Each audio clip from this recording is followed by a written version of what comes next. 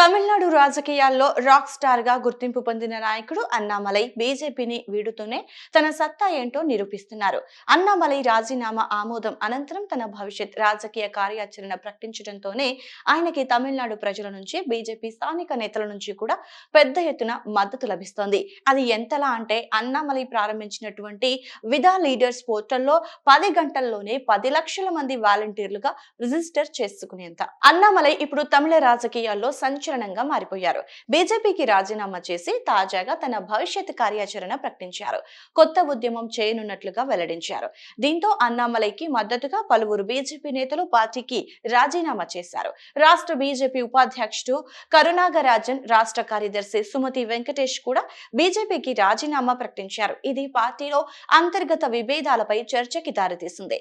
నాగరాజన్ ఢిల్లీ నుంచి వచ్చిన అన్నామలైని చెన్నై విమానాశ్రయంలో కలిసి మద్దతు ప్రకటించారు. అన్నామలైని ఒక సాహసోపేతమైన డైనమిక్ లీడర్ గా అభివర్ణించిన నాగరాజన్ ఆయన ఉద్యమానికి మద్దతుగా ఈ నిర్ణయం తీసుకున్నట్లుగా ప్రకటించారు. ఇదే బాటలో మరికొందరు బీజేపీ నేతలు సిద్ధమవుతున్నారు. అన్నామలై రాజకీయ మోడల్ కి ఊహించని విధంగా స్పందన అయితే కనిపిస్తోంది.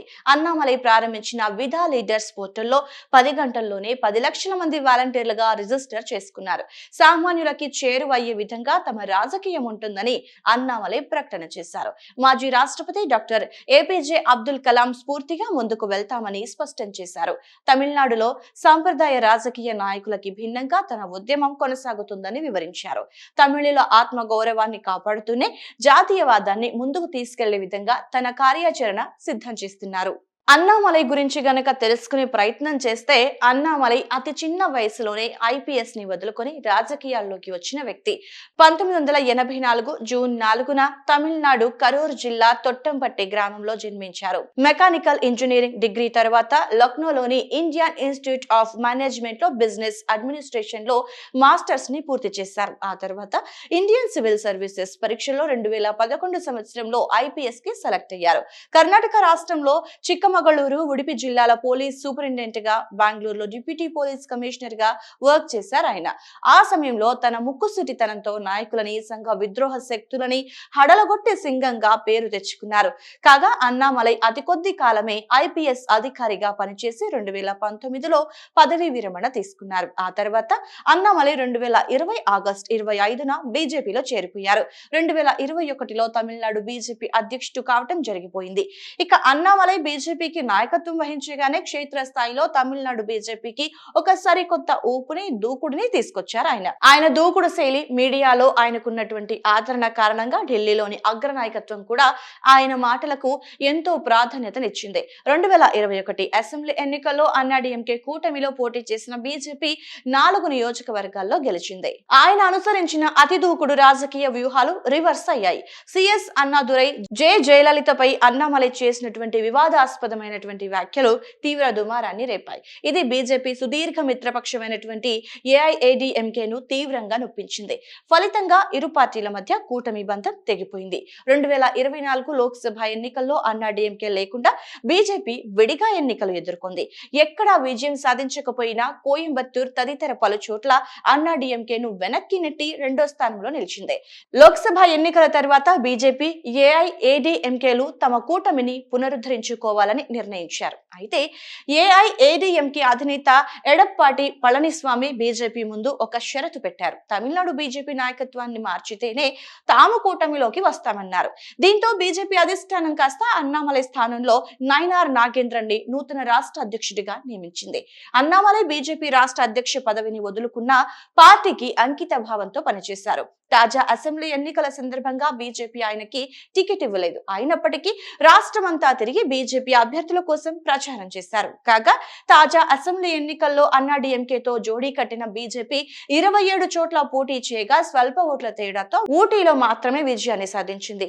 పార్టీ ముఖ్య నేతలు దారుణంగా ఓడిపోయారు. గత లోక్సభ ఎన్నికల్లో 11.24% ఉన్న భాజపా ఓట్ల శాతం ఈ ఎన్నికల్లో 2.97కి తగ్గిపోయింది. ఇటీవల బీజేపీ కేంద్ర నాయకత్వాన్ని నాయకత్వానికి అన్నామలైకి మధ్య దూరం కాస్త పెరిగింది.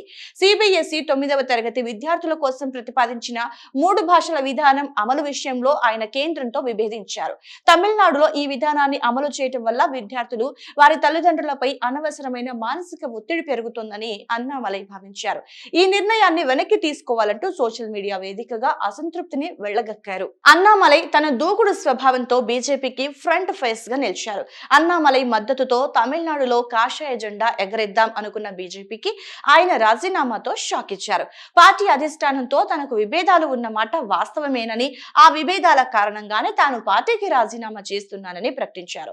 సమాజంలో మార్పును తీసుకొచ్చేందుకు తాను రాజకీయాల్లోకి వచ్చానని, అందుకోసమే తాను బీజేపీలో చేరానని అన్నామలై చెప్పుకొచ్చారు. అయితే బీజేపీలో ఉంటూ తాను అనుకున్న పనిని చేయలేనని తెలిసిందని ఆయన చెప్పుకొచ్చారు.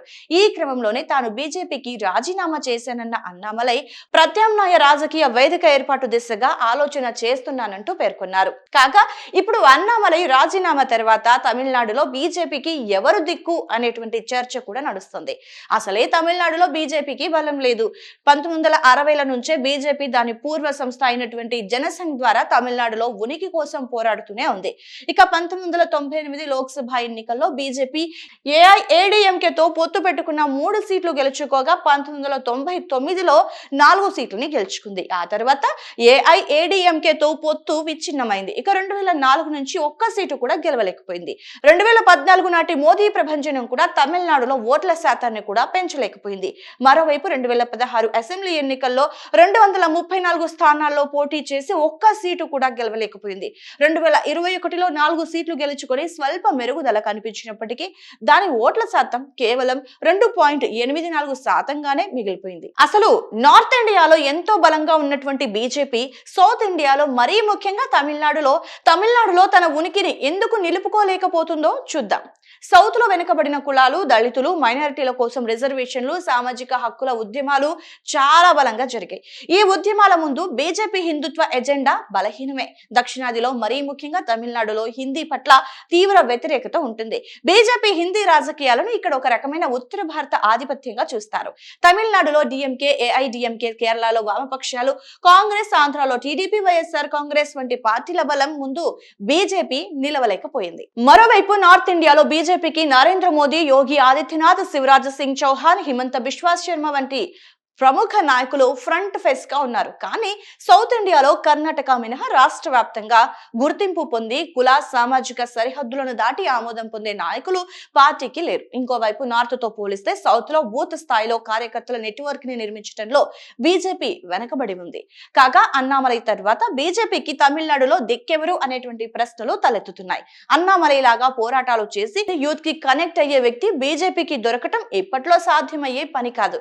కర్ణాటకలో వచ్చే ఎన్నికల్లో అధికారంలోకి వచ్చే అవకాశం ఉన్నప్పటికీ, తెలంగాణలో పార్టీ గ్రాఫ్ పెరుగుతున్నప్పటికీ, కేరళలో తొలిసారిగా ఒక లోక్సభ సీటు, చరిత్రలో మొదటిసారి తిరువనంతపురం మేయర్ సీటు గెలిచి ఊపు మీద ఉన్నప్పటికీ కూడా, ఆంధ్రప్రదేశ్ లో పొత్తుల ద్వారా అధికారాన్ని రుచి చూస్తున్నప్పటికీ, తమిళనాడులో మాత్రం బీజేపీకి పరిస్థితి అత్యంత క్లిష్టంగా ఉందనడంలో ఎలాంటి సందేహం లేదు.